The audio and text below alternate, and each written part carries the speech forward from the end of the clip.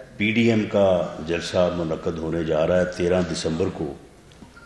اس جلسے کے انتظامات سے متعلق جو ہے وہ ہم نے کمیٹیز کی جو ہے وہ تشکیل کی ہے۔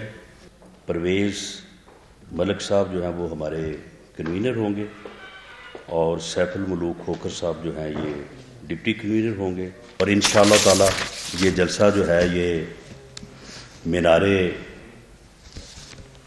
پاکستان پہ ہوگا۔ اور کا جلسہ جو ہے وہ ایک ریفرینڈم ثابت ہوگا انشاءاللہ تعالی اس نااہل اور نالائق ٹولے کے خلاف جو پی ڈی ایم نے تحریک شروع کی ہے۔